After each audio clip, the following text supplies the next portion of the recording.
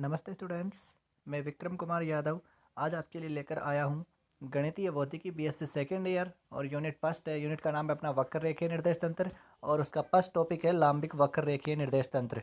लांबिक वक्र रेखीय निर्देश तंत्र, इस टॉपिक को पढ़ने से पहले आप चैनल को लाइक और सब्सक्राइब जरूर कर देवें। देखिए, अपन जैसे लांबिक वक्र रेखीय निर्देश तंत्र को पढ़ते हैं उससे पहले अपन देखते हैं कि निर्देश तंत्र क्या होता है। निर्देश तंत्र है वो अपना होता है किसी भी कण की स्थिति को बताने के लिए जिस तंत्र का अपन उपयोग करते हैं वो होता है अपना निर्देश तंत्र। लेकिन बात करूं मैं वक्र रेखीय निर्देश तंत्र की। वक्र रेखीय निर्देश तंत्र थोड़ा सा इससे डिफरेंट होता है। हालांकि वो ही तीन एक्सेस इसमें होंगे, एक्स वाई और जेड, लेकिन यहाँ पर अपन वक्र रेखीय निर्देश तंत्र में इनको एक्स वाई जेड से रिप्रेजेंट न करके किसी और तरीके से रिप्रेजेंट करते हैं। ठीक है, तो आइए अपन देखते हैं आज कि ये निर्देश तंत्र होते क्या है। ठीक है, तो आइए देखते हैं। यदि किसी बिंदु के वक्र रेखीय निर्देशांक u1 u2 और u3 हो, यदि किसी बिंदु के वक्र रेखीय निर्देशांक u1 u2 और u3 हो तो बिंदु का स्थिति सदिश इन निर्देशांकों का फलन होगा। तो बिंदु का स्थिति सदिश, नॉर्मली स्थिति सदिश को रिप्रेजेंट करते हैं अपन एक्स आई के प्लस वाई जे के प्लस जेड के कैफ।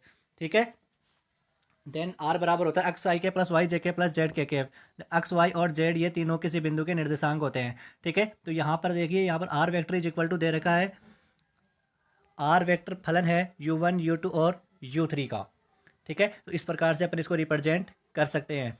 देन इस समीकरण का अगर मैं डिफ्रेंशिएट कर दूं, अवकलन कर दूं, तो जो अवकलन होगा वो मेरे पास समीकरण एक की तरह आ जाएगा, अर्थात d r vector is equal to del r upon del you one into d u one plus del are vector upon del you two into d u two plus del are vector upon del you three into d u three. समीकरण एक। अब देखिए यहाँ पर इसको अपन diagram से समझते हैं। तो एक तरह से वक्र रेखीय निर्देशांकों की बात करूँ तो उनका डायग्राम एक वक्र के रूप में कुछ इस प्रकार से होता है, कुछ इस प्रकार से। ठीक है, जैसे अपन सिंपल अगर मैं बात करूँ कार्तीय निर्देश तंत्र की, तो यहाँ पर अपन अक्स अक्स की ओर लिखते हैं केवल एक्स एक्स या आई कैप, वाई एक्स की ओर लिखते हैं वाई एक्स या जे कैप, और जेड एक्स की ओर लिखते हैं जेड एक्स या के कैप।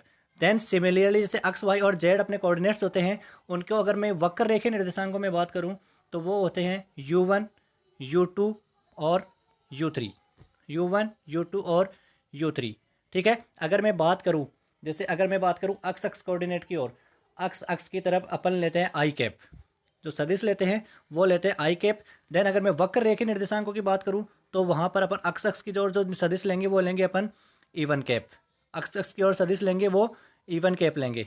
ठीक है, ऐसे ही वाई एक्स की ओर लेंगे वो ई टू कैप लेंगे, ऐसे जेड एक्स की ओर लेंगे वो ई थ्री कैप लेंगे। ठीक है स्टूडेंट्स, यहाँ पर देखो अब थोड़ा सा एक फैक्टर और आता है यहाँ पर b1 वेक्टर।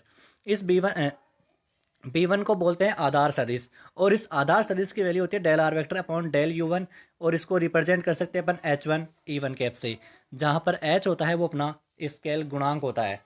h होता है वो अपना स्केल गुणांक होता है। मोस्ट इंपॉर्टेंट फैक्ट है कि h अपना स्मॉल स्केल गुणांक होता है। देन ऐसे ही अपन लिखते हैं b2 को del are vector upon del u2 is equal to h2 e2 cap, ऐसे लिखेंगे b3 को del are vector upon del u3 is equal to h3 e3 cap. Then ये वाली वैल्यू उठा करके ऐसे कि ऐसे तीनों वैल्यू, ये वाली तीनों वैल्यूज उठा करके इस समीकरण एक में रख देते हैं। तीनों वैल्यू उठा करके समीकरण एक में रख देते हैं, तो अपन पाते हैं कि d r vector is equal to h1 e one cap d u one plus h2 e two cap d u two plus h3 ई3 कैप डी यू थ्री। समीकरण दो। यहाँ पर जो अपने b1 b2 और b3 हैं उनको मैं पहले ही बता चुका हूँ कि ये आधार सदिश कहलाते हैं, और h1 h2 h3 है वो स्केल गुणांक कहलाते हैं जो आधार सदिश के परिणाम होते हैं। आगे देखिए, यहाँ पर e1 e2 और e3 कैप क्रम से बिंदु P से, e1 e2 और e3 कैप क्रम से बिंदु P से u1 u2 और u3 वक्रों द्वारा खींची गई स्पर्श रेखाओं की दिशा में एकांक सदिश हैं। यहाँ पर e1 e2 और e3 हैं वो तीनों एकांक सदिश हैं। यहाँ पर e1 है वो अपना अक्स अक्स की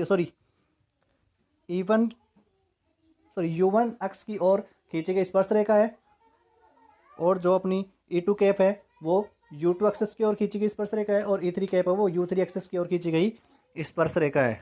आगे देखिए स्टूडेंट्स, यदि वक्र रेखीय निर्देशांकों में रेखा अवयव की लंबाई ds हो, यदि वक्र रेखीय निर्देशांकों में रेखा अवयव की लंबाई ds हो तो D S is equal to D R vector, अपन इससे रिप्रेजेंट करते हैं। देन अगर इसका हमें स्क्वायर कर दो, d S square is equal to D R vector dot d are vector. D are vector की वैल्यू समीकरण 2 से उठा करके रख देते हैं अपन। डी आर वैक्टर की वैल्यू समीकरण 2 से उठा के रख दे तो D S square is equal to हो जाएगा b one d u one.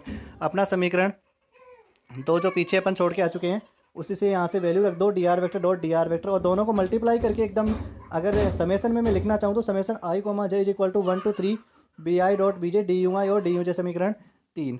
और यहाँ से अपन कह सकते हैं कि अगर निर्देश तंत्र लांबिक है, निर्देश तंत्र लांबिक है तो बी आई और बी जे दोनों लंबवत होने चाहिए, अर्थात इन दोनों की वैल्यू हमेशा, अगर आई और जे दोनों इक्वल ना हो तो इन दोनों की वैल्यू 0 होनी चाहिए, और आई और जे दोनों इक्वल हो तो इन दोनों की वैल्यू होनी चाहिए एच स्क्वायर। समीकरण 3 और 4 है वो अपने लांबिक वक्र रेखे निर्देश तंत्र को रिप्रेजेंट करते हैं। ओके स्टूडेंट्स, आगे देखिए,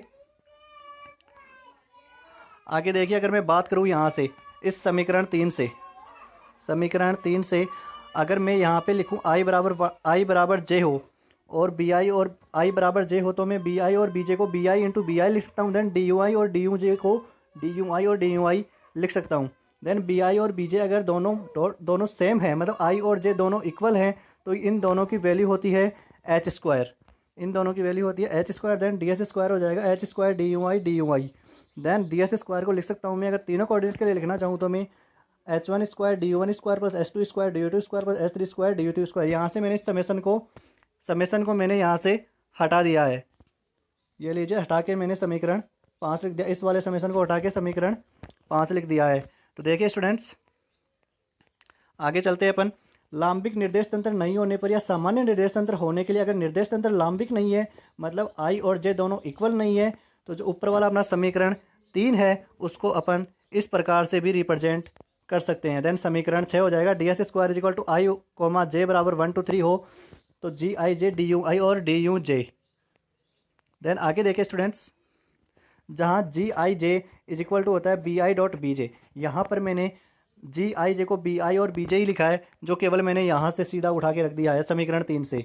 तो देखिए इस जी आई जे को कहते क्या है, इस जी आई जे को कहते हैं अपन मैट्रिक्स गुणांक। जी आई जे मैट्रिक्स गुणांक कहलाता है और एक सम्मित कहलाता है। सम्मित होने का मतलब है कि अगर जी i j is equal to जी जे आई हो तो जो मैट्रिक्स गुणांक है वो अपना सम्मित कहलाएगा, मैट्रिक्स गुणांक है वो अपना सम्मित कहलाएगा। Then g i j equal to 0 हो या आई और जे दोनों इक्वल नहीं होंगे तो इस कंडीशन में निर्देश तंत्र लांबिक होता है। तो यहाँ से अपन लांबिकता की शर्तें बता सकते हैं, वो कुछ यहाँ पर इस प्रकार से रिप्रेजेंट की गई है समीकरण 8 के द्वारा। Then h one e one cap dot h two e two cap is equal to 0, h two e two cap dot h three e three cap is equal to 0, h three e three cap dot h one e one cap is equal to 0। अगर ये condition लागू होती है तो अपना निर्देश तंत्र होता है वो लांबिक निर्देश तंत्र होता है, या जो वक्र रेखीय निर्देश तंत्र है वो लांबिक वक्र रेखीय निर्देश तंत्र होता है। देन आगे अगर मैं बात करूँ तो del are vector upon del you one into d r vector, del are vector upon del you two. Same यहाँ से मैंने एच वन एच टू और एच थ्री और एच थ्री की वैल्यू उठा के रख दी है, और समीकरण 8 को उठा के समीकरण 9 जैसा मैंने यहाँ पर बना दिया है। ये भी एक तरह से लांबिकता की ही शर्त है, जो वक्र रेखीय निर्देश तंत्र है वो लांबिक होता है, उसी की शर्त ये कहलाती है। तो आगे देखिए स्टूडेंट्स,